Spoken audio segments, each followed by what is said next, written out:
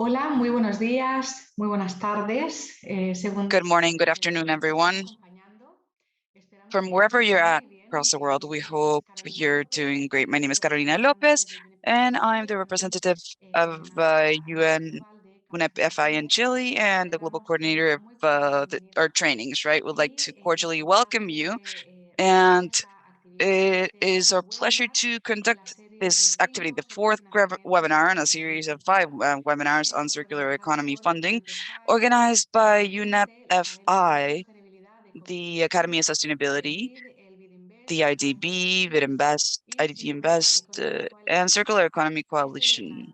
This webinar number 4 today is dedicated to how to establish objectives associated to circular economy or circular economy targets. And this event will show the different stages or phases and the different target setting circular economy objectives, right? Setting targets linked to circular economy. I'd like to remind you that from June up to now, we've conducted different webinars on circular economy on different themes, among which we have the funding of circular economy, the establishment of objectives of circular economy, or is part of a series of webinars, right? And the second webinar was on circular economy as a key element in the net zero emissions journey too. We've seen the webinar 3 on the funding of the circular economy applied to small and medium companies. And you'll be able to access all the presentations and all the recordings in our website, which we'll be sharing with you. We'll share with you the link to the chat box later on. And our last webinar, number 5, we'll be conducting it in November. It's on taxonomies and metrics that are applicable to circular economy, right? We have simultaneous interpretation, English, Spanish, and Portuguese, and just like the previous webinars. And to access simultaneous interpretation, you would just click on the small globe that is in the bottom right part of your screens, which says interpretation. We also have a section in the Q&A platform for you to share your questions there. Also in the Q&A button in English. And the lecturers will be able to answer there. We also try to respond the last minutes of the event. This webinar is being recorded and we will share it through our website of UNEP FI in the same section that we'll share through the chat box now. And to those of you that have participated in the 5 different webinars, the organizers will be sharing a certificate of attendance through email, right? So without further ado, I'd like to leave you with the first part of this event, where we'll have our first speaker who'll talk about circular economy and the environmental, social, and economic impacts of it, and the importance of establishing goals and objectives for circular economy. We are going to leave you with Peggy Leffert. She's the coordinator of the project of UNEP FI, the use of efficient resources. She's an attorney, is specialized in structured finance. She started her career as an attorney, a lawyer, and then she worked 20 years in the bank sector. She's worked for HSBC during 17 years in France and Mexico, where she's implemented innovative solutions for structured financing and in different types of assets, including maritime funded real estate and ownership. She's designed and launched solutions for refunding mortgages to Mexican workers of low income and to fund the basic assets in Mexico. And before joining HSBC, Peggy worked as a fiscal attorney on the French Quai de Lorraine and in the attorney's office. And Peggy has a master's from HEC Business School and a master's in tax law in the University of Paris. And she's from the BSR's bar, right? So Peggy, the floor is yours. Go ahead, please. Thank you very much, Carolina. Good morning and good afternoon to everyone. It is a true pleasure to be here with you today to speak about setting objectives for circular economy. As Carolina mentioned, I'm Peggy Lefort. I'm a resource efficiency coordinator in UNEP-FI, responsible for the new theme established by UNEP-FI this year regarding the pollution and circular economy. And today I'll present what is a funding objective for circular economy, and then we'll see the process you can follow to set these objectives or the targets linked to circular economy following a guideline published December last year by UNEP-FI, and we are working this year with a group banks to improve this and to update this guideline. Therefore, next year, we will publish an updated version of this guide. Now, I'd like to greet you in Spanish, but now I'm going to continue in English. I just wanted to greet you in Spanish since we have simultaneous interpretation. We're going to use it, 3 languages. So now I'll switch into English, okay? And then can we please share our slides? So yes, in the presentation today, we are going to talk about what is a target for the circular economy and how to set a target. So a target for the circular economy, and I think the slides are coming now. Can you see the slides? Sí, perfecto. Yes, okay, perfect. So we can go to next slide. So the agenda for today is first we're going very briefly to present what is a circular economy target, and then we are going to enter into the description of the process, which is in this guidance that I mentioned on resource efficiency and circular economy target setting for banks. Methodology on how to set a circular economy target. So we can go to next slide, and we are starting with what is a circular economy target. Next slide, please. So a circular economy target is an impact target. Because what we really want to do is to increase the positive impact and to decrease the negative impact. So it's an impact target for the circular economy, and it's a target to improve the impact of a bank's portfolio on the society and on environment through an increased circularity in the economy. And so that means that an impact target is related to the circular impact of activities, to the environmental impact of activities, and to social impacts of activities financed by a bank. And for this purpose, a bank needs to engage with its clients and increase its financing of circular activities. So that means also that in order to be able to set an impact target, a bank will also need to set an engagement target, so a target to engage with its clients on the topic of the circular economy, and a financial target, which is a target to increase its financing of circular projects, circular activities in its portfolio. We can go to next slide. We just wanted here to remind you what is a good target and what are the criteria to set a good target. So first, a good target is ambitious. So an ambitious target is designed to respond to the needs of society and to close gaps related to sustainable development. So establishing an ambitious target requires a good understanding of the national and regional context and country needs. And targets need to be designed to produce a material improvement considering the current baseline situation of the bank and the bank's portfolio. So in order to be able to set ambitious targets, banks need to understand which frameworks they will align with. And they also need to understand what is their current baseline, so their current situation. So this is important to be able to set an ambitious target, which is the first criteria. The second criteria, of course, we already mentioned that, is that a good target aims for impacts on the society and on environment. A good target is a SMART target, so specific, measurable, achievable, relevant, and time-bound. So a specific target is a target which is well-defined, clear, and not ambiguous.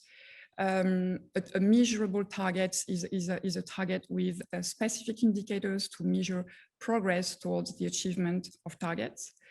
An achievable target is a target which is attainable and not impossible to achieve. A relevant target is a target which is relevant for the core business as well as for society and for the environment.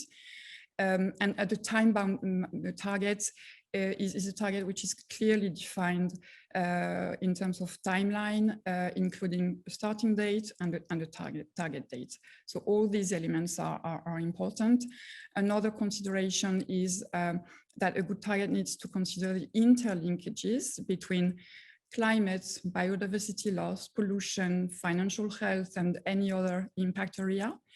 So not having a target which is set in isolation, but really taking a holistic approach throughout impact areas.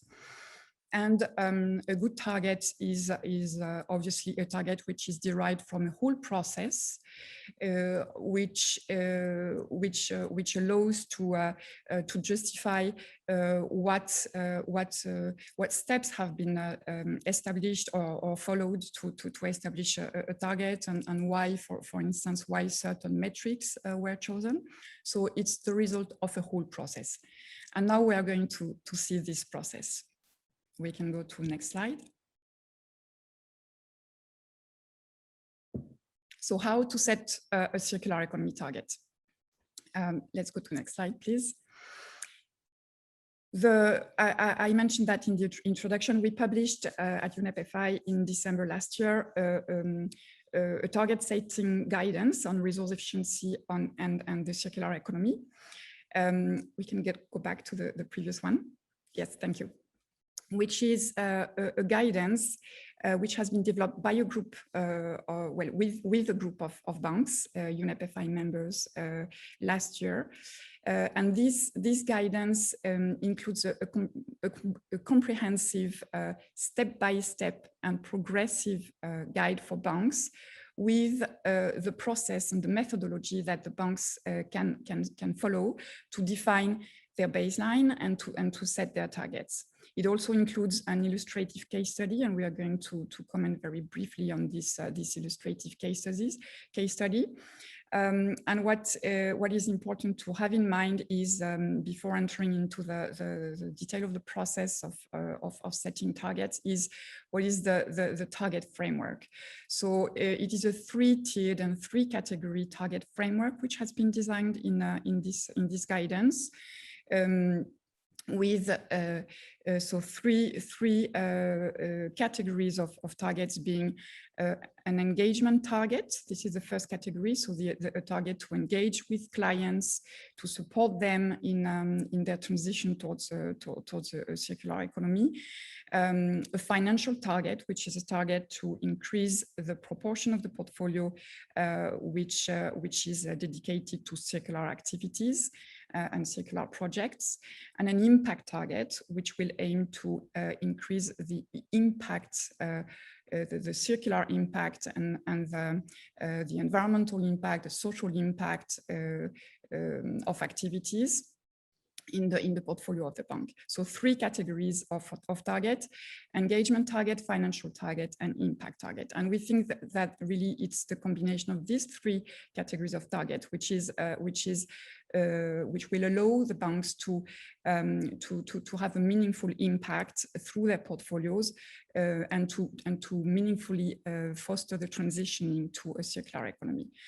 And it's also a three-tiered, three levels target framework, depending on whether the bank which applies this methodology is a beginner on the topic of the circular economy, an intermediate bank, or an advanced bank on the topic. So today we're not going to enter into the detail of these three levels of advancement of the banks. It's not the purpose of today's presentation, and we will really focus more on how to set targets. The only comment that I would just want to make here is that we chose in this guidance to have this progressive approach, to have a comprehensive view of the methodology for a bank, whatever its level of advancement on the topic. But we also have in mind that the big majority of the banks are at the stage of starting their efforts to transition towards a circular economy. So most of the banks which will apply this methodology are beginners. And so we'll follow the recommendations for beginners in this guidance. We can go to next slide. So it's a methodology in 5 steps. The first one is on alignment, so to understand what is the relevant framework or policy that a bank needs to align with. The second one is the baseline. So the bank needs to understand well what is its current situation in terms of financing of the circular economy in its portfolio. Then the third step is actually setting targets. So having in mind what is the current, the goals with which to align and the current situation of the bank. The bank will then be able to define what is the good level of ambition for its targets and for its target to be a good target in view of its context and its current baseline.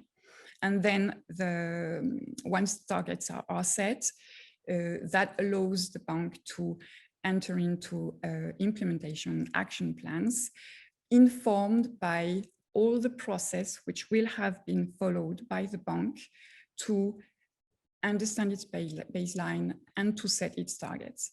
And this whole process is, and especially the baseline process, which we will describe in further detail, is a very important step in the process because it allows the bank to understand well where are the priority areas of action to be taken in place.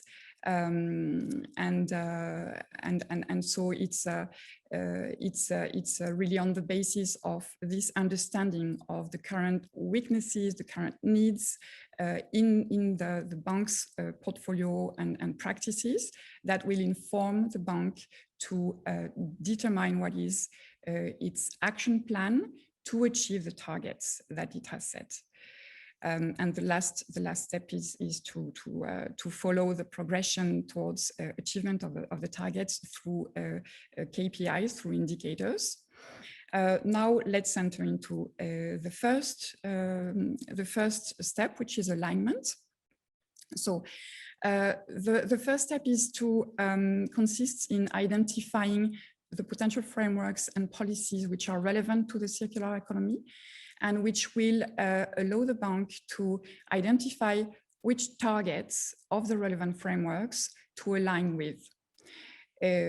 So in order to identify the relevant frameworks with which to align, the bank can engage with different stakeholders internally, externally, run desktop research, etc., in order to determine which are the relevant frameworks which can be global, regional, or national, which can explicitly refer to the circular economy, or in which the circular economy can be only embedded. It can be mandatory framework, it can be non-mandatory framework, it can be sector agnostic, it can be sector specific. So there's a whole range of possible policies and frameworks to look for and to check in order to determine which ones are the relevant ones. And so at the as outcome of this of this step, of course, the bank will get clarity on the policies and frameworks with which to align. That will then inform the approach to take and the appropriate level of ambition to set targets. In the next slide, we just show you here the process that the bank can follow to identify the relevant frameworks or policies. So first at global level, then going at regional level or national level with identification of generic or cross-cutting frameworks or policies, and then going to regional or national level, but this time at sectoral level for frameworks and policies. And so in each of these frameworks, which are identified, the bank will find the targets, which will then allow to determine how to align and with which targets to align. So national, global level, regional level or national level, cross-cutting, then regional or national at a sectoral level. And if there is no relevant framework identified in your country, for instance, you can choose a country with similar local context and apply the kind of targets that you can find in a similar policy or framework in a similar country. We can go to next slide. And we just wanted to share here with you a few examples of relevant national frameworks with in the region, in the Latin American Caribbean region. You already had in one of the previous webinars a detailed presentation of relevant national frameworks. So this is just a quick reminder. So for instance, in nationally determined contributions, NDCs, you can find references to the circular economy. It's the case in, for instance, in the Chile or Mexican updated NDCs. You can also have circular economy roadmaps like in Colombia and in Chile, where national circular economy roadmaps have been developed. You can have waste policies, like for instance in Brazil with the national policy on solid waste management and the national zero landfill program. You can also have very specific sectoral policies, like for instance in Peru, where you have a roadmap towards the circular economy in the agri and irrigation sector. So those are a few examples. We can go to next slide. So now that the bank has in mind what framework to align with, it can determine what is its baseline. So the bank baseline shows its current performance in terms of financing of circular activities, projects, and clients. So in order to determine its baseline, a bank chooses a portion of its portfolio on which it will focus its work, and for which the bank will assess to what extent this portion of portfolio currently align with the identified targets in the relevant framework. And so the baseline will allow the bank to answer to three main questions, which are closely related to the three categories of targets that we have in the target framework. You remember engagement target, financial target, impact target. So these three questions that the baseline will allow to answer are: one, how engaged is the bank with its clients on the topic of the circular economy? Two, how circular is the bank's portfolio? And three, what is the current impact of the bank's portfolio? Talking about circular impact and environmental and social impact. And so the baseline then will provide, so we can stay to on the previous slide, the baseline then provides a starting point against which the bank will set targets and measure progress. And as I already mentioned, it also provides really valuable insight into the current status of a bank portfolio and practices. And so it informs the bank on how to take action to achieve targets. Then we can go to next slide. So how to get started to determine baseline? First, you need to choose which portfolio or portion of portfolio and which key sectors you will focus on, and you will screen in order to determine what is the circularity of this portfolio. So the guidance proposes a number of prioritization criteria to determine a sector on which to focus. So first is what is the circular potential and the circular impact of the impact of transitioning to a circular economy in a given sector. What is obviously the relevance of this sector in your portfolio? What is the relevance of this sector against the framework with which to align, and what is also the momentum in this sector? And for instance, we see that now there is a very strong momentum which is starting to raise on plastic with the future plastic treaty, which will be negotiated by 2024. So that is an example of momentum to take into account to choose which sector to focus on. So a few prioritization criteria which allow the bank to know where to focus. So there are a few sectors which are really key for circular economy purposes. You see on this slide an indicative list of key sectors, and they are key because they are really resource intensive or they have a high circular potential.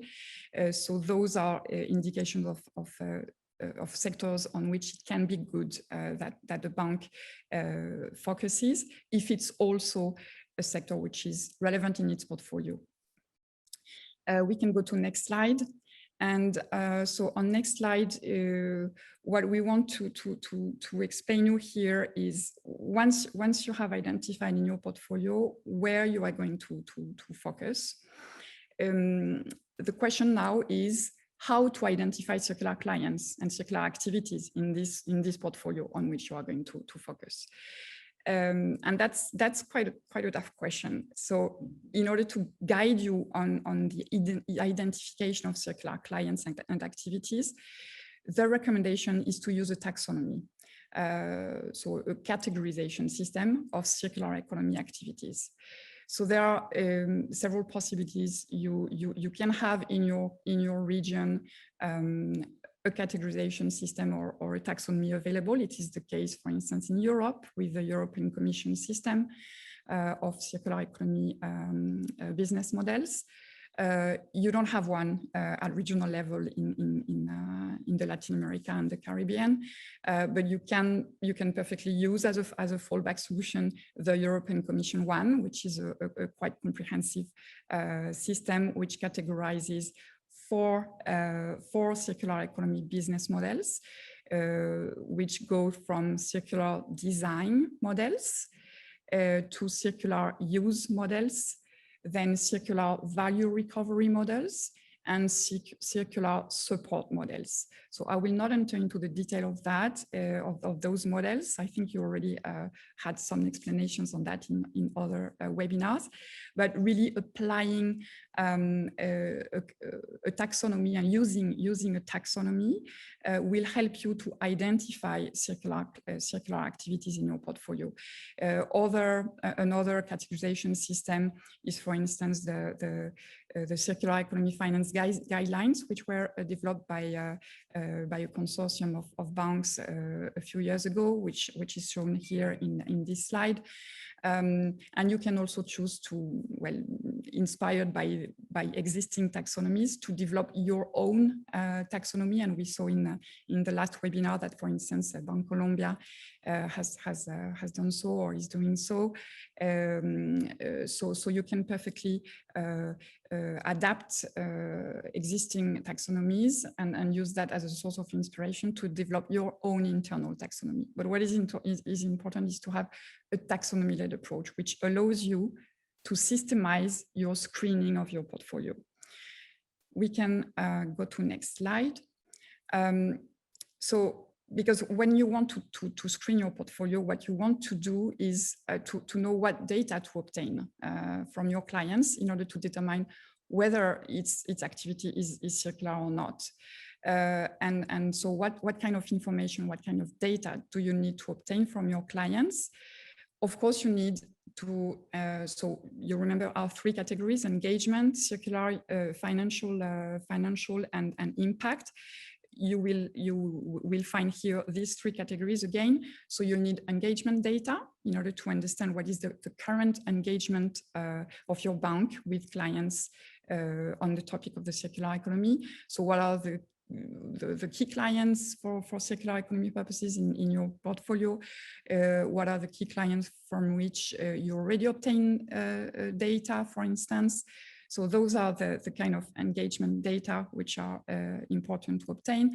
On the second topic, which is which will help you to determine what is the proportion of your portfolio which is currently circular, you need to obtain data on the circularity of clients and activities. And this is precisely what the taxonomy that we just commented will give you. So this taxonomy will indicate which kind of data and information to collect from your clients to measure the circularity of its activity. And then the third category of data to obtain is data related to the impact of the finance activities in your portfolio. So the circular impact, the environmental impact, and the social impact.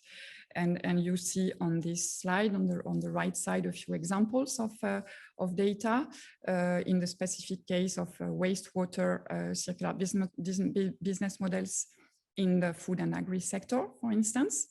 I will not go through that in detail.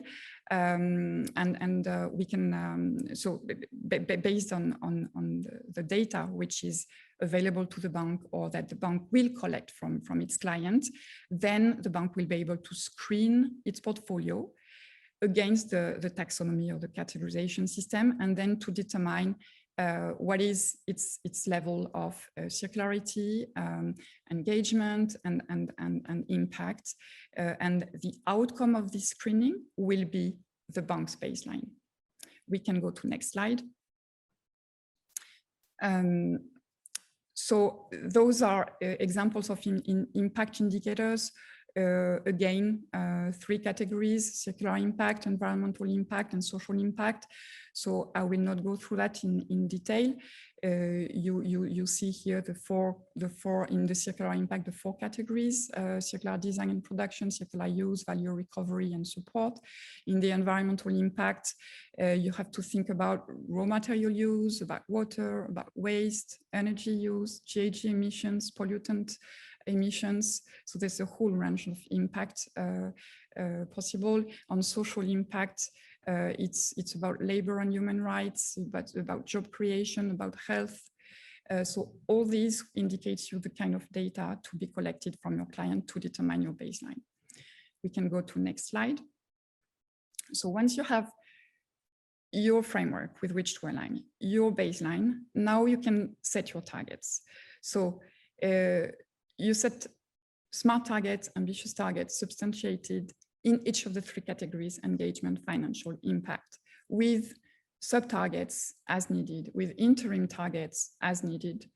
And in order to do so, what you do is to translate the goals in the relevant framework into a level of ambition.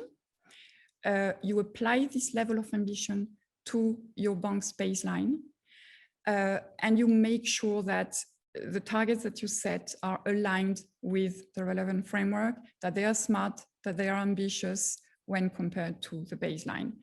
And these targets will help then to understand the direction and long-term goals to take into account to define your action plan. And we can go to next slide to see an example. So this is an example that you can find also in the guidance. I will not go into the details of the example now, But I just wanted to explain you a little bit how it works. So in this example, which is the example of a bank in Indonesia, which wants to set target to reduce plastic waste in its portfolio. This bank aligns with a framework, which is the Indonesia National Plastic Action Partnership Roadmap, in which there is specific goals which have been defined in order to redesign plastic products and packaging with an increase from 20% today to almost 50% of non-recyclable plastics switched to recyclable formats by 2040. So from 20% to 50%. That's a multiplier of 2.5 by 2040. That's for redesign business models. There's another type of goal, which is related to recycling, which is to increase the share of plastics actually recycled into new materials from 10% today to 40% by 2040. That's a multiplier of 4 by 2040. These multipliers of 2.4, 5, and 4 will inform you in order to set your targets. So if you are this Indonesian bank, you will use these multipliers of 2.4 and 2.5 and 4 to set your targets. You also see in the relevant framework that the expected impact of this roadmap at national level is to prevent 16 million tons of plastic leakage into waterways and the ocean, and is to reduce 20 million tons of GHG emissions per year, which is a 27% reduction. These two kinds of impacts defined in the roadmap give you an indication, of the kind of impact indicators and impact targets that you can use in order to align with this framework. And so in the table at the bottom of this slide, we see how that translates from a baseline, how that translates into target. So engagement target, we have 25 key clients today in this bank. That's an example, illustrative example. From 25 key clients engaged today, we apply the multiplier of 4, and the objective will be to go to 100 key clients engaged.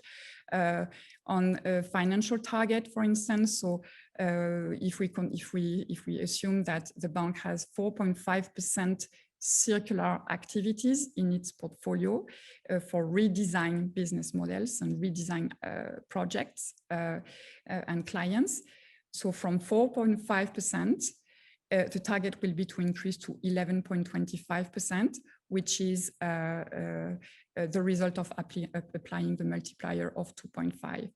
And in the recycled type clients, from a baseline of 6.5%, the target will be set at 26%, which results from applying this multiplier of 4.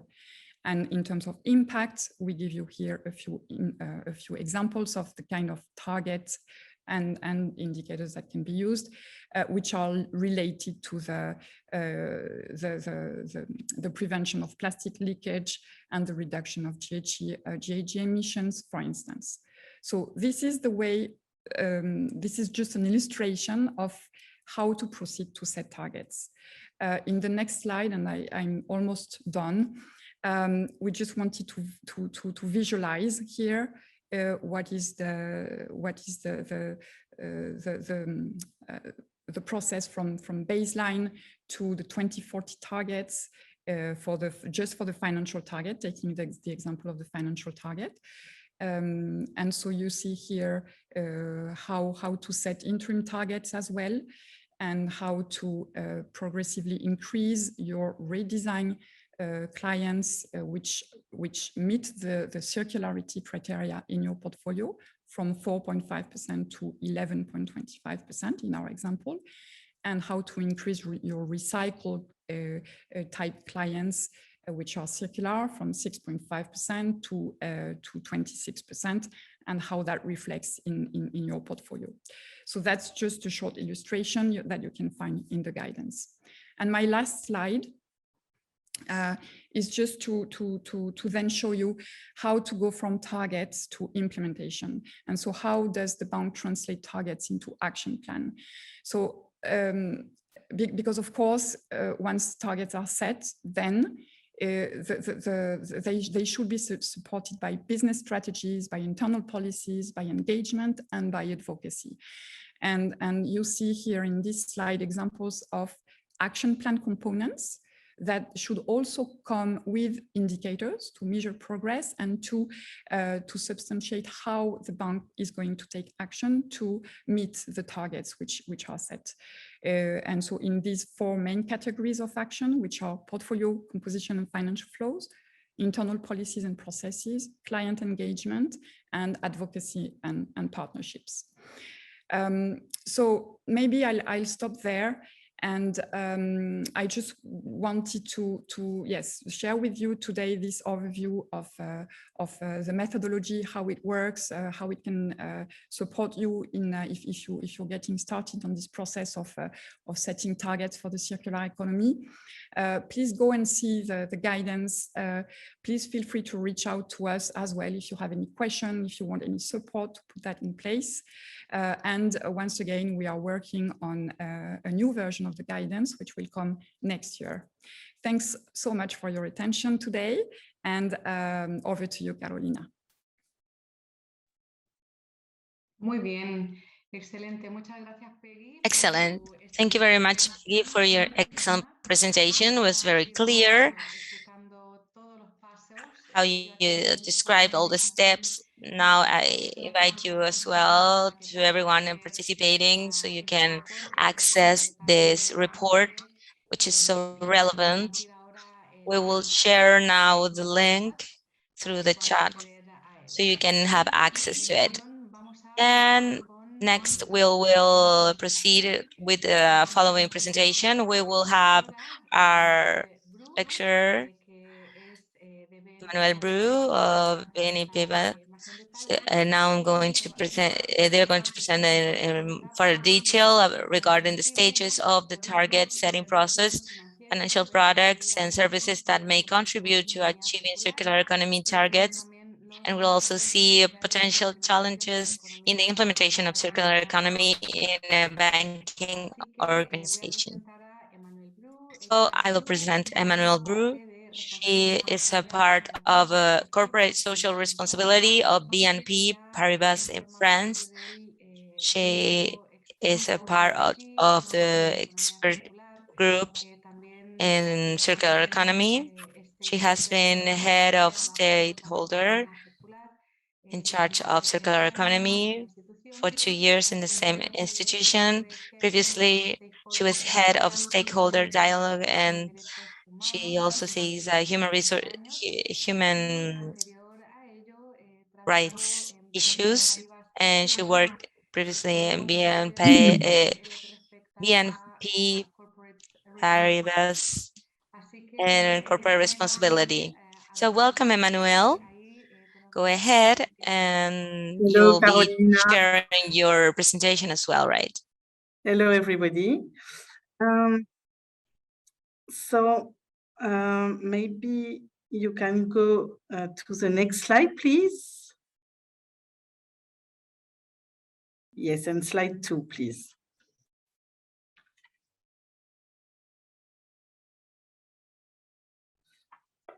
So for us, as you have understood, I'm in charge of circular economy at BNP Paribas, and for us today, circular economy is key to reach carbon neutrality. So contribute to circular economy is very important for BNP Paribas, and it is also because there are lots of opportunity for generating new revenue, obviously. For example, a study released by Ellen MacArthur Foundation shows that adopting circular economy principles in Europe in mobility, built environment and food could offer annual benefits of almost 2 trillion euro in 2030. And at the same time, we have also growing expectation from clients and the society for the preservation of our planet. The consumers are becoming increasingly aware of their choices. More particularly, NGOs which focus on plastic pollution and go so far as to denounce asset managers and banks, highlighting their role in plastic pollution, for example, in publishing the bank's exposure of the producers of single-use polymer plastics. I don't know if you are aware of this index, which is called the Plastic Waste Makers Index, published by Minderoo Foundation. There is others, for example, Facing Finance. It's a German NGO calling banks to redirect their funds to plastic-free and low-waste companies instead of financing companies along the plastic life cycle. They published one or two reports on that.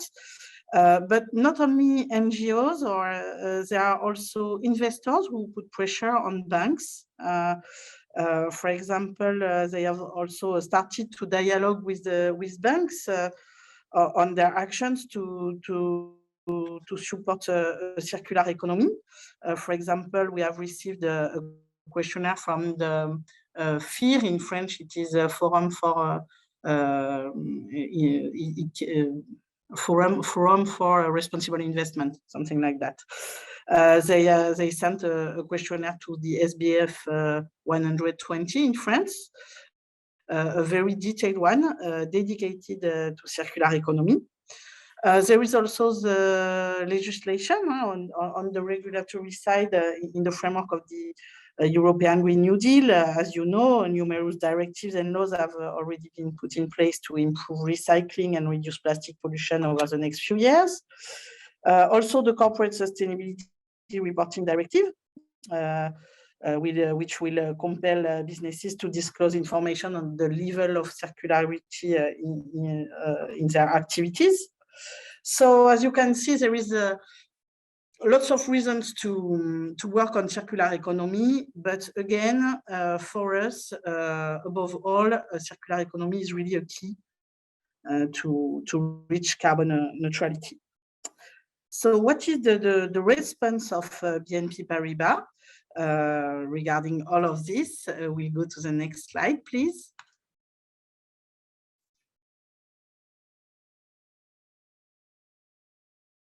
Thank you. So BNP Paribas response was to put circular economy as one of our 5 priorities in our strategic plan, the 2022-2025 strategic plan called the GTS, meaning Growth, Technology and Sustainability strategic plan. So it is one of the 3 domains of the strategic plan, and within this domain, within sustainable finance, you have 5 priorities, among which circular economy.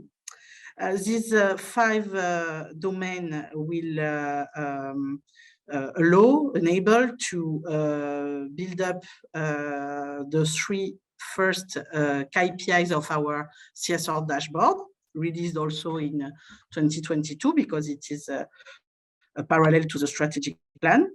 So as you can see, with the 3 first KPI, I put only this one because it is the most interesting here, are targets in terms of sustainable loans, of sustainable bonds, and amount of sustainable investments. So for the third one, amount of sustainable investment, it's not so difficult because in terms of composition, it corresponds to our European open funds classified SFDR Article 8 or 9.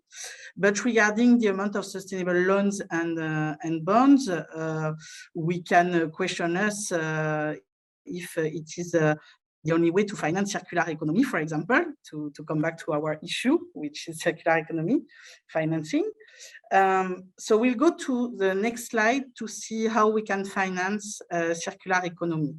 If you can please go to next slide. Thank you very much.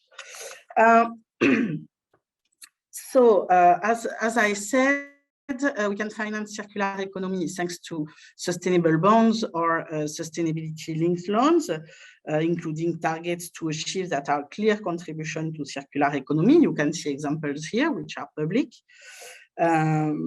But we also finance corporates, which have some activities contributing to circular economy. Sometimes it is kind of pure players, if we can say that. For example, corporates whose main activity is waste management or recycling. Sometimes it could be, I don't know, a line of production of a corporate, and this line of production is circular.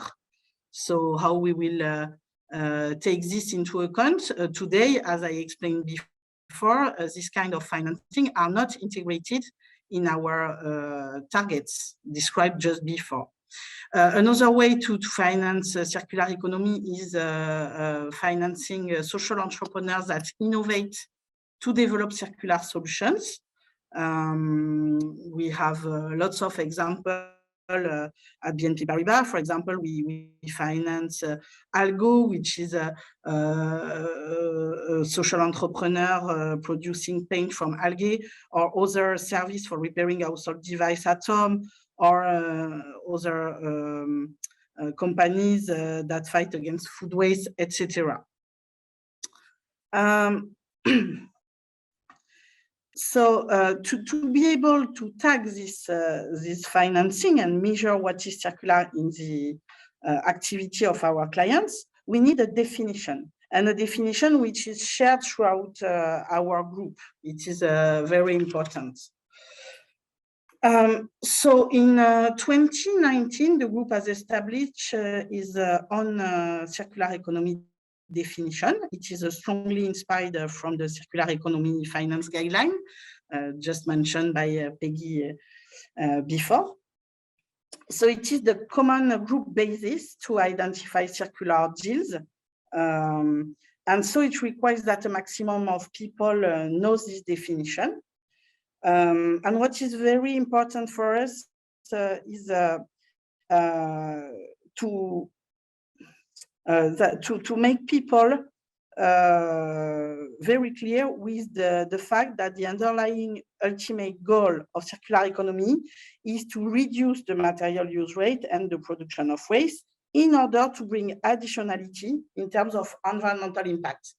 So today I have the possibility to train lots of people to our definition, because it is key. It is one of my first mission, and I really insist on the fact that circular economy in our definition should bring additionality in terms of our environmental impacts. We can go to the next slide. Thank you. So, more precisely, what are the eligible business models people should remember at BNP Paribas to find ways to integrate circularity in their own businesses? So first, as you can see, there is the one called circular inputs. It involves the following: the substitution of virgin raw materials with secondary or recycled materials, or the replacement of single life cycle inputs by fully recyclable input materials. One example, Evian, for example, is committed to making 100% of their water bottle out of recycled plastic, so rPET, by 2025. And currently 25 to 50% of each Evian bottle is made from rPET and are recyclable. The second one is circular design. In this business model, we include the reduced material consumption. For example, this is the case of Michelin, which has worked a lot on reducing the material use in the conception of their new tires. In circular design, the aim is also that to facilitate recycling, reuse, and lifetime extension, the design eliminates or reduces input of hazardous or toxic material. or it is designed for modularity, easy disassembly and repair, or it develops innovative material and process technologies that increase circular resource efficiency. An example, for example, for design for modularity, it is the case of the modular smartphone called Fairphone. Maybe you know this company and this smartphone. If it is damaged, the modular design allows the screen or other electric components to be quickly replaced for a low cost. Then you have the 3 business model, which are a kind of change of usage, which correspond to this. First, products as a service, which is, for example, if we take the example of Gerhard Street, a Dutch company, which rents high quality headphones to customers. So through a monthly subscription, customers can choose between different headphones models and receive free repairs forever. So it's a product as a service is an ownership structure of sharing, leasing, or subscribing to a product that remains as property with the original supplier. Sharing business models, it increases utilization of a product during useful lifetime through shared use, improved access, or non-traditional ownership model. A good example is if you went to Paris one day, maybe you use the Vélib. Vélib Métropole is a bike sharing program that improves bike accessibility for a modest either daily or annual fee. So it is a very interesting model also. And lifetime extension, which leverage on reuse, repair, refurbish, remanufacture, repurposing, and or reselling principles to extend useful life of a product. So there is a very known example with Patagonia, this outdoor clothing company that has a repair service for all damaged Patagonia products. And what is also interesting is that the company promotes self-repair with repair kits and tutorials. Then we have the 6th business model called material and resource recovery. So materials and or resources are recovered from at least one of the following: waste, residues, byproducts, bio-waste, bio-residues, wastewater sludge, waste heat, treated wastewater. So I have an interesting example with Deso. Deso is a Dutch carpet manufacturer, which has developed a separation technique called Refinity, which enables separation of yarn and other fibers from carpet backing, that allows the yarn to be returned for the production of new yarn. And they have also a take-back program. So they collect all carpet to ensure that products are properly recycled. And the last business model I share with people internally is circular facilitation and enablement. So in this case, the company or project or service establishes networks to enable collaboration across value chains and business models to facilitate the transition to a circular economy. So this may involve the development or deployment of key enabling ICT technologies and services that support circular business models and value chains. An example, we know is a British startup that uses artificial intelligence-enabled technology to track food waste. So they collect data on what is thrown in the bin. Thanks to this, we now can help kitchens better measure and manage food waste. And this technology helps to reduce waste and cut cost on food purchasing. So to conclude on this first big part, I would like to say that this being said, we in parallel to this work necessary on measure, we can support circular economy in many other ways. And it will be the content of my second part. We can go through next slide, please. Thank you very much.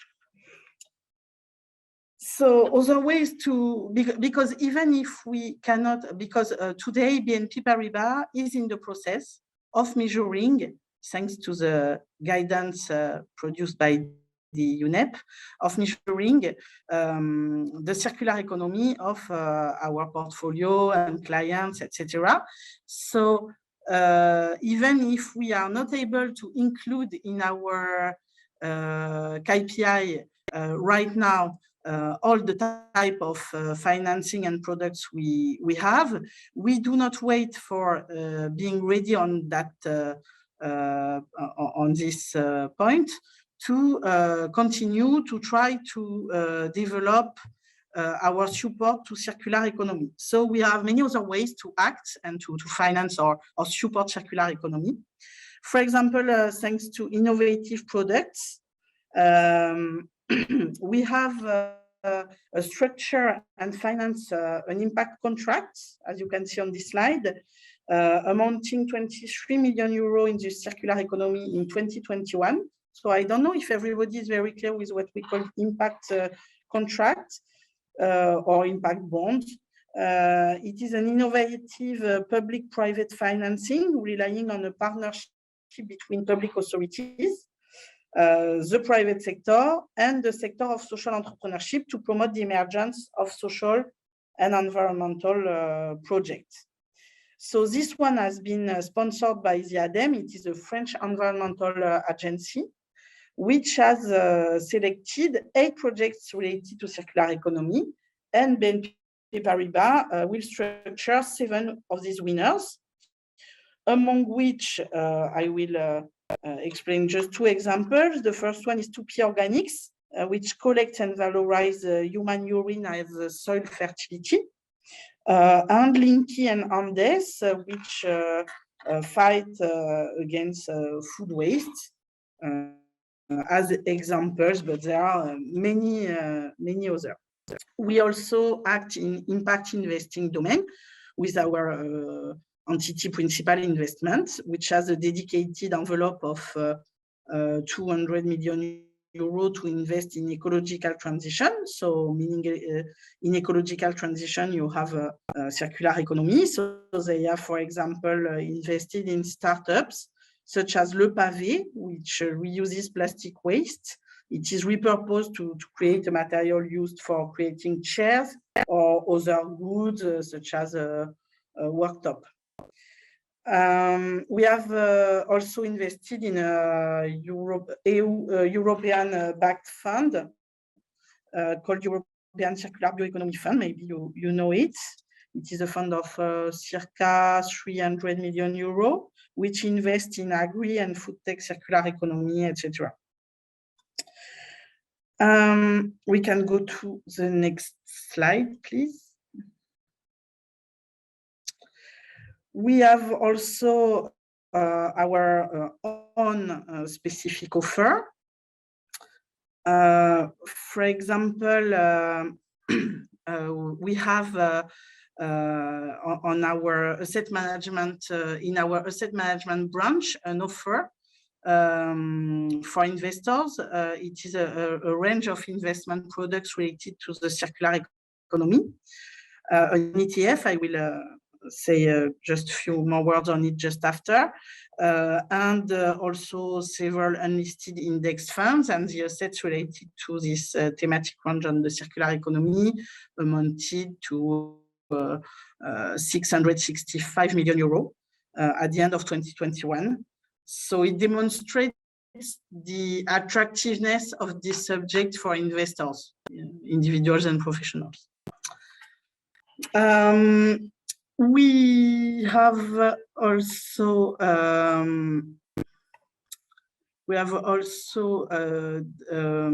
BNP Paribas Personal Finance, which has taken a minority stake in Evolis, which is a digital platform for the subscription and management of long-term leases for capital goods, which also manages the take-back of used products.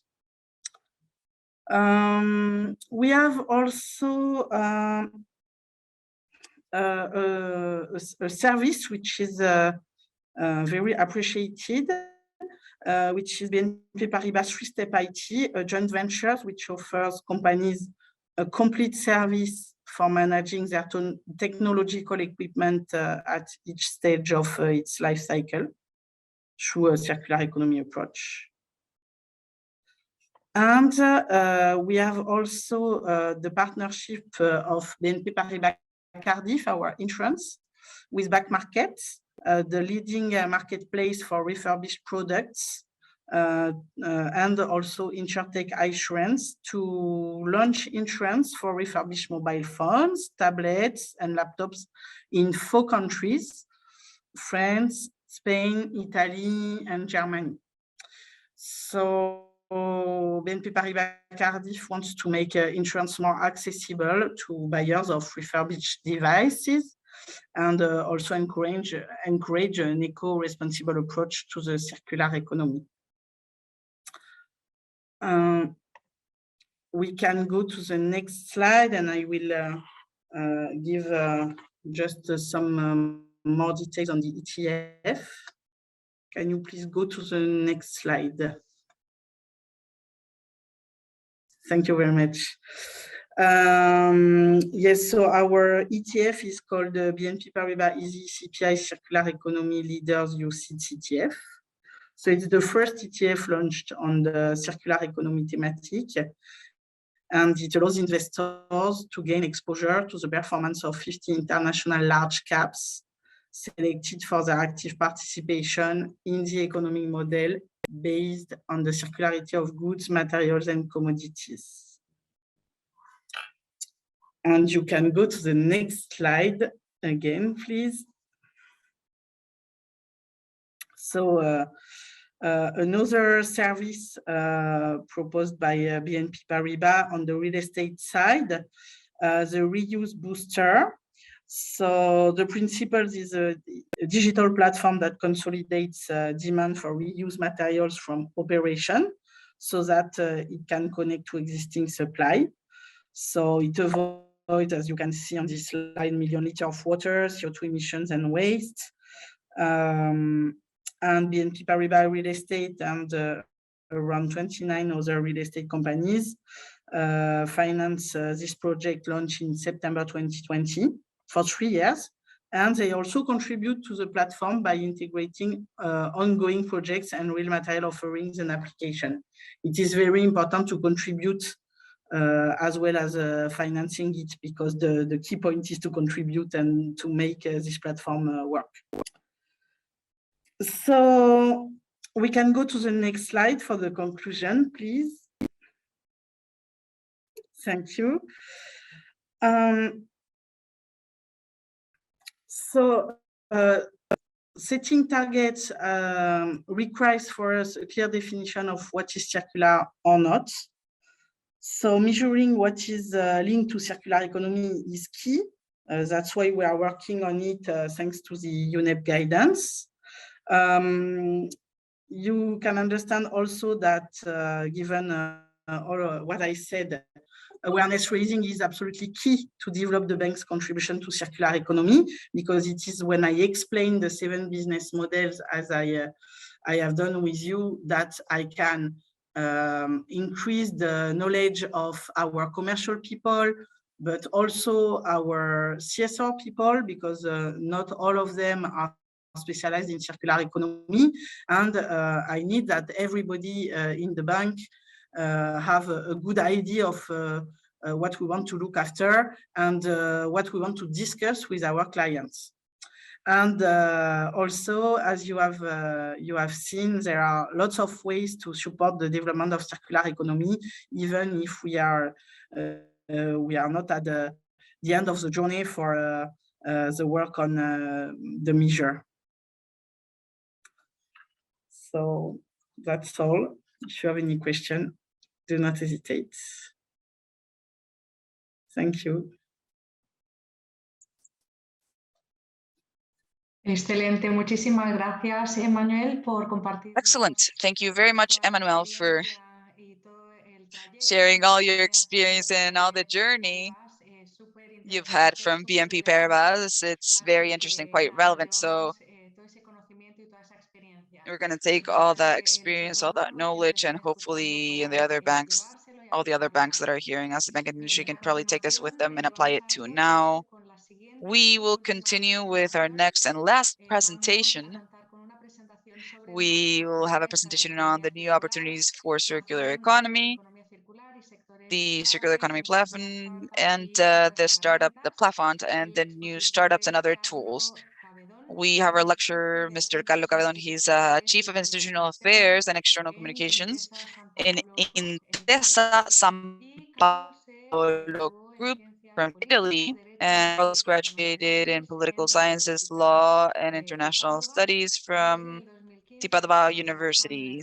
From 2015, he's been working in the Center for Innovation in Intesa Sanpaolo from the communications team, and in 2019 he went into the circular economy unit. Now he's also the member of the circular economy team. He's also engaged in the support to the transition to the new economic shift and paradigm, working on the assessment of projects, investment projects, and fostering relationships with the stakeholders, both national and international stakeholders. Therefore, welcome, Carlo. The floor is yours.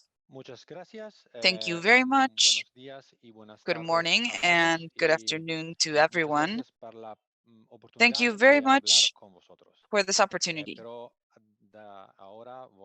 But now I will switch into English because I believe it's better for everyone. For your ears and for your comprehension. Thanks again to all the organizers and all the friends that I met that spoke just before me. I'm going to share the screen.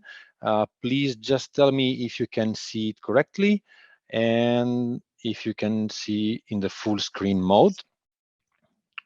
Yes, perfect. Many thanks, Gustavo.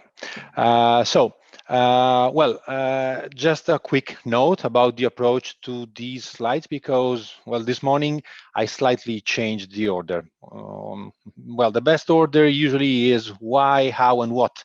And I will tell you something more about this kind of approach. But due to time constraint, and I'm having a look at the clock to stay in the benefit of time, okay, I will start with the what part. So at the end of this presentation, you will be able to cut and paste and then re-establish the order that I'm suggesting you. Anyway, I want to start with the what, because I want to start in medias res, as Leighton said. So hands-on what we did and what we want to share with you, as we believe this might be the best answer to the question how to establish objectives linked to the circular economy. Another quick premise is that this was my thought before listening to Peggy and Emmanuel, but maybe the best answer should be following the guidance that Peggy so brilliantly presented us. And as Intesa Sanpaolo, we are part, like BNP, of this working group. So again, my suggestion is to have a look at this great document, because it's probably the most effective resource to understand the state of the art of your efforts towards the transition and towards the support that you are providing to your customers. So let's move on, and I will present you in the what section 2 financial tools and 2 non-financial tools, and then we will share some more concepts for why and how. So first of all, our bank, Intesa Sanpaolo, the first Italian banking group, is providing also for the 2022-2025 business plan a credit facility of 8 billion euro to support the transition towards circular economy. This is not the first time that we provide this kind of tools. As you can see in the bottom of the slide, we already did this particular experiment in our previous business plan, 2018-2021, and we, at the time, we disbursed more than what we expected. So the reaction of the market, of our customers, was great. So we understood we were going in the right direction. Why a credit facility? Well, to support the transformation of our companies, but at the same time also for us to understand which might be the criteria to help and support those clients. There you see 5+3 eligibility criteria that are those thoughts, those analyses, those assessments that we do every time one of our customers asks us to access the plafond, so to have favorable terms for a loan. So we created a set of criteria with the support and in partnership with the Ellen MacArthur Foundation. As I said, 5 of these criteria are the ones that we call circular criteria, and you see they are the first 5 in blue. And then the 3 green criteria, maybe the name is a little misleading, but we intend in this specific case, green as a step towards being circular. So we are not talking about a customer which is really jumping from a linear approach to a circular one, but is in the transition phase. So is going in the right direction, but there is still some work to do. Having a look at the criteria, the first one is, and I understood that BNP has very common features. So again, we are all going in the right direction, and this is very interesting. The first criteria is related to the design phase. So what comes before the production, I would say. The second, third, and fourth criteria that you see on the screen are strictly related to the production phase. So with criteria number 2, we look on at the input in the production phase. With criteria number 3, we look at efficiency and effectiveness of the resources consumption. And on criteria number 4, we focus on what comes out, so the output. Then there's the last one, which is related to technologies, because we intend modern technologies as something that we have to take into account, but only if it is an enabler and not just the target, but if it is an enabler for the circular transformation. And then finally, the 3 green criteria that are more, I would say, related to sustainability. I will tell you more about this, the use that I do and that we do in Intesa Sanpaolo of the word sustainability. It will be just some kind of nice provocation, but we will talk about it later on. So let's move on to the next slide and see an example. As I said, I want to go hands-on the topic. So here I would like to share with you for the agriculture, food and beverage sector some KPIs that we shared and we always look at when we receive some request coming from a customer which works in this sector, which comes from this sector. As I said before, there you have the phases, so design, then production, and then technology. And just an example, if we extend the shelf life of a product, or if we look to how we assemble and disassemble things, we are in the first part, so in the first criteria. But if we have a look at example criteria number 3 or number 4, which are very common, we can understand example that we measure how much water a customer is using when before having receiving our support, and which will be his transformation with through our support. So we ask our customers to commit and to share with us their targets, what they want to do, and to demonstrate in signing the contract, naturally, that they are committing, they're really committing, because we really do ask them those kind of information. So to have the exact impact of the 8 billions nowadays and the more than 6 billions in the previous business plan that we are disbursing. So impact was something that in the first presentation by Peggy was mentioned a lot of times, because, well, we strongly believe, and also believing is another curious word that I will share with you later on. We do believe that we can support our customers, but just if we talk the same language. So if we are transparent and clear on what we are asking them and how we want to help them transform their way of doing business. So a little more in detail, this is a public case study in the agriculture, food and beverage sector, and we had the possibility to discuss with Sedamil, which is an Italian company and which has also some subsidiaries in the UK, working in the production of high quality alcohol for food use. And well, before putting their mind in a circular approach, they in their balance sheet they had a minus because they had waste to deal with. And you know, when you have to deal with waste, often it's something that is not providing you revenues. So we try to understand how to support them, and you will see later on also some further solutions. But again, through some investments, this company understood that there was the possibility to get some revenues, so to produce different products, byproducts. We all know these definitions. So also they were able to position the company in further markets. From our point of view, this responds to two criteria, and to have the approval of the bank, our customers just need to respond to at least one criteria.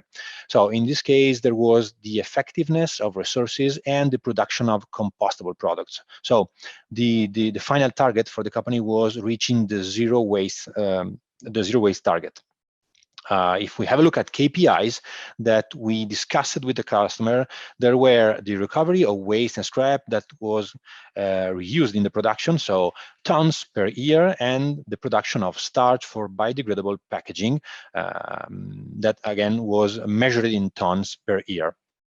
So this was the first financial tool that I wanted to share with you. A second one, in this case, we are talking with asset managers, other banks and private banking, so public bodies, insurances, and so on, so institutional investors. The bank in 2019 placed the first sustainability bond focused on circular economy. And this bond was strictly connected with the circular economy plafond that I just presented you, because the proceeds were in support of the 6 billion credit plafond. So there was we managed to close the loop in some ways. So the bond was a success because we had a demand 5 times exceeding the real needs, the issuance of 750 millions that we were prepared to offer at the time. Now I would like to slightly move to the non-financial tools, as things are becoming a bit harder now if we want to share some specific concept related to non-financial, because, well, if financial is very easy to be presented to a customer, when you move to something which is non-financial, related to education, to connection, or to innovation, well, this is very, very challenging. We have a structure in the innovation center of the bank, which is called the Circular Economy Lab. which has these three main missions. The first one is to share knowledge, to disseminate knowledge inside the bank, so to all the 100,000 colleagues who works in Intesa Sanpaolo, and also towards our customers. So you can easily understand why I was referring to something which is very challenging. And then the second mission is the connection. This is related to the participation, organization and participation of events, networking platforms, reports, a lot of works that we do, and we are happy to contribute, again, to develop and spread the knowledge of this topic. The final mission is the innovation. So when we refer to circular economy, we can still nowadays refer to something which is innovative for most of the companies, especially for small and medium enterprises. If we talk with a corporate, well, it's not surprising to understand that they have a research and development center inside the corporate, the company. But if we look and we discuss and we try to share some of these concepts that might be easy for us here today with some small and medium enterprises, well, they might seem very, very cutting edge. So again, we have to shake hands and then to sit at the table, starting from scratch and sharing those concepts as something which is really innovative, but at the same time is already here. It's something present. It's not the future, but it's something that we have to run with, and we have to run maybe also faster than how we are running every day. To give you some more details about the second non-financial tool, well, when we discuss about scouting and research and development, we prepared an initiative that we called Startup Initiative, which is really a mix of scouting for new startup realities. So for scouting for realities that offer innovation. And at the same time, we are also proposing call to action, so to intercept, so to grab the attention of those startups, because we want to discuss also with this new kind of companies and with this newcomers in the market. Every time we do this kind of initiative, we are able to discuss with more or less from 70 to 100 startups, and we start a process with them, which is made by selection, assessment, analysis of business plan, and then also has a support from angel investors, and which is intended to select and prepare those new companies, those very new companies, to stay on a stage and then to present their value proposition, their business plan, and their products or their solution or their innovation to angel investors, to venture capital, and to corporations. So this is another tool that we use, and as you can see from numbers in the orange line, in the orange funnel, we start with 100 subjects, and then we end up with 10% of this original number. So it is something that we do believe can match demand and an offer of innovation, and that gave us a lot of interesting result also for our personal knowledge, because we are learning day by day new things on circular economy and on innovation from a wider point of view.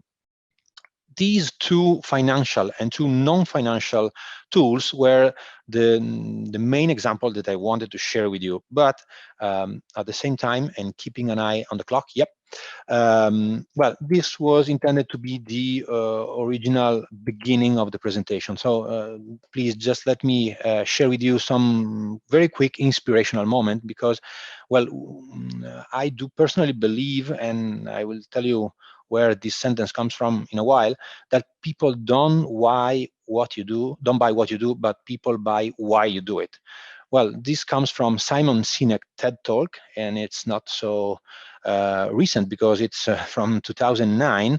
Please, this evening, if you have 15 minutes, spend those minutes looking for this this TED Talk, because, well, there's some kind of key, in my personal opinion, to create the best recipe with the ingredients that I shared with you so far, that Emmanuel shared with you too, and all the approach that Peggy shared at the beginning of this conference today. So those three easy icons on the bottom, and then I promise that the inspiring moment will end.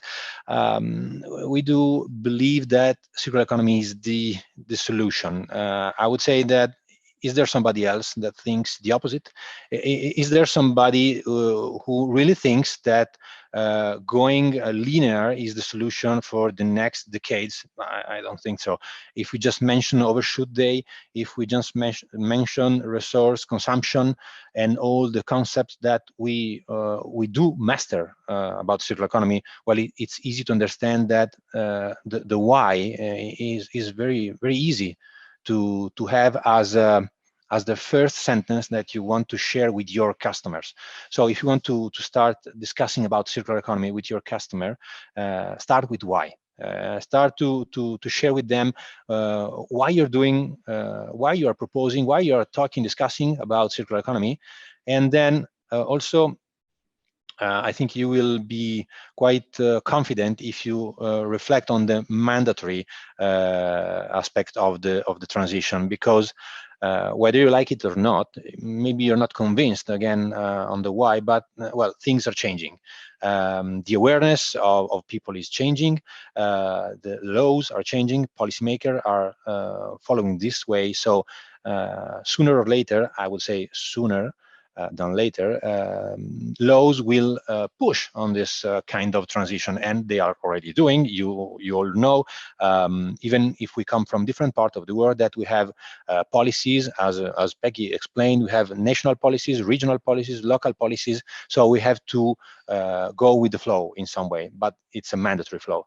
And finally, as a third level of tool to convince your partner, your customer, well, it's convenient for both of us, for us as a bank and for you as a customer in all senses. Because if we support our companies, we are like giving them a future-proof support, because again, we know about scarcity of resources, we know about price volatility, and at the same time we know that if we provide a discount to a customer, we can also acquire a new customer. So again, to be honest and transparent and to try to be effective in this presentation, those three concepts will be better explained than by Simon Sinek on a transversal and more wider approach, but specifically for circular economy, well, I try to decline with these three keywords: believe, mandatory, and convenient. So to go towards the conclusion of my presentation, why I'm now starting with the why, that was the original beginning of the presentation. Well, here you can see, to prove what I just said to you, here you can see why we do this, because we want to become an impact bank, and because starting a few years ago, dealing with circular economy, now we have the awareness that the transition has brought us at the risking perspective, which is something key when you work in a bank, and at the same time is unlocking opportunities, those opportunities that I mentioned before, but that will be a little in detail in the next slide. Another very quick moment of reflection. COVID, the pandemic period probably was also for sure a tragedy, but was also useful to learn that we cannot go back and do business as we were used to do. So we have to build back, but better. So we have to build back in a different way. We have to learn from what we experienced during the pandemic, and I'm sorry, but besides the most terrifying aspects of the war between Russia and Ukraine, we are again witness of some of those lessons that history is providing us. I'm referring to scarcity of resources. I'm referring to price volatility. And this is maybe nothing if we then reflect to the tragedy of people. But again, as we are now focusing on those aspects that we can learn to provide a better future to our sons and to the next generation, well, we have to learn something from what we experienced.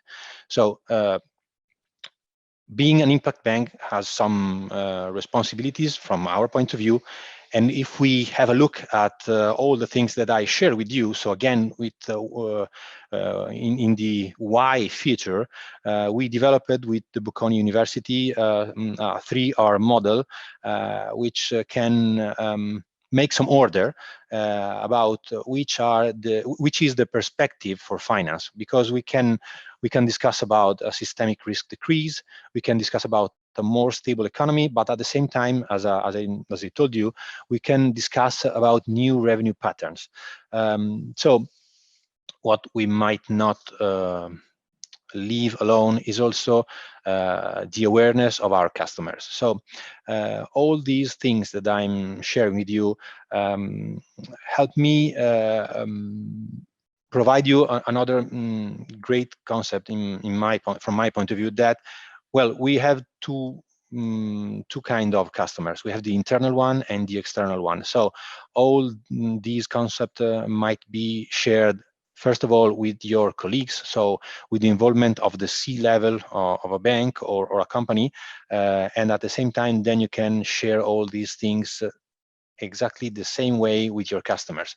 So our role is to be some kind of antenna in the ecosystem between our C-level and our customers, and this is a very nice role that we do believe has a key moment in this period. There's momentum, as Peggy said, about circular economy. So it's something that is still innovation, but at the same time is something that is quite easy to be shared with your interlocutors. Let's move on, and I'm close to the end. To conclude the why section and to go a little more in detail, we developed with the Ellen MacArthur Foundation and Bocconi University a paper to focus on those aspects that I mentioned a few slides ago, so about the de-risking, and we were able to conduce an analysis of more than 200 European companies of different sectors. We demonstrated that the more circular a company is, the lower its risk of default. So this is why previously I said that we are providing a future-proof approach to our customers. At the same time, when we discuss about revenues and all the opportunities related to the transition to circular economy, we also have a better appetite for companies. We have a superior risk-adjusted return. So the higher the risk-adjusted returns of stocks of a company. You can find this research, this report online. It's public, and again, feel free to get in touch and to discuss with us or with Bocconi University about the results that we discovered together. Last two slides. How? I was just missing the presentation of who we are a little more in detail, but I think this is the last part for this presentation, and this is the right moment to share with you what we do in the Innovation Center. So how we bring all the things that I shared with you to the people that we talk with. Well, the Innovation Center is some kind of engine of the bank for the innovation, and there you see all the things that we do and things that we are proud of. Circular economy, as already said, is something that is still in the innovation phase. We can consider ourselves, not just Intesa Sanpaolo, but all the banks which deal with circular economy, as some kind of innovators or maybe already early adopters. So we all have, we still have a mission to spread this concept towards our customers and to let them understand the opportunities that is exactly in front of them. But let me say that we can do this on our own, but probably the best thing to do is to spread the impact in the best way, so through networking.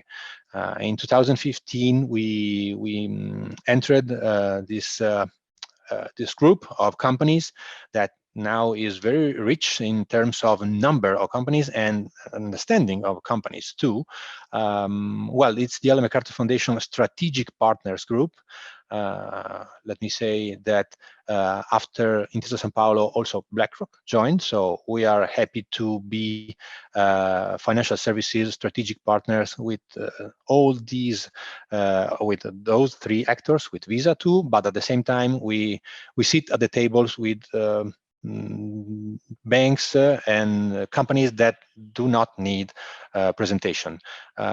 If we just for fun, I would say that we all have on our table or in our pocket some products coming from those brands that you see on the screen. So again, you can be the most important company in the world, the biggest company in the world, with the highest revenues, but alone you don't go so far. So being part of this strategic partners group has revealed to be key for our work, for starting discussing internally and then developing the tools that I shared with you, and finally to tell you that we are happy to be where we are and to go on along this way. Last thing that I want to share with you, it's not something that we can do among us, I mean, among corporates, among financial services, banks, and so on. We sit at the tables with governments, with municipalities, and then with all those very precious partners on the last line, so European Commission, UN, all the guys here that invited us and gave us the opportunity to share with you the information that I'm pleased to provide you through this presentation. So again, thanks for your attention. Thanks to Gustavo and Carolina for the opportunity to share this concept. And well, feel free to reach out. Thank you.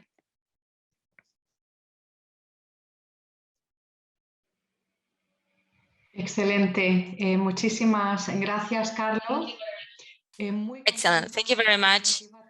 It was very complete what you're doing in manners of a circular economy and what you're considering as an external factor so that the bank becomes an impactful bank.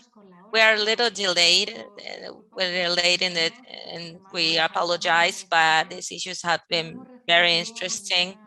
We haven't yet received any questions through Zoom chat. You can comment through there or in the email it's in the website of this webinar. We would like to thank everyone involved and everyone participating, all the organizers, the lecturers for your incredible presentations, to the interpreters that have helped us so much with the simultaneous interpretation. And to conclude, I would like to mention that in this event, we've seen the different stages of the setting targets in circular economy and how banks such as BNP, San Paolo, Intesa San Paolo are transiting this period that require many things, the definition of goals, implementing KPIs, implementations, for monitoring, reporting. And as we heard in the presentation, sensibilization of these activities that are being performed right now are key for contributing with the circular economy. Setting goals and targets is key as well. In the next seminar, the last one, fifth one, We'll be talking about the definition of taxonomies and metrics applicable to circular economy. So we will be waiting for you there, and we'll also see in the different interventions, as they said in BNB. And there are many ways of developing circular economy. We have seen financing models of circular economy through green bonds, sustainable linked to sustainability through products that are innovative to support circular economy, as impact contracts, green investments through products such as investments, leasing, sharing, products, services, alliances among the different parties, etc. So we hope that this webinar has been useful and that the banks that are accompanying us can also transmit those goals in their own companies. We wait for you in fifth seminar, and we will be sharing the link of the form of inscription form to the fifth webinar in the same website that we've shared with you in the chat. And we'll be informing you via email and social media. So we say goodbye for now and have an awesome day. Until next time.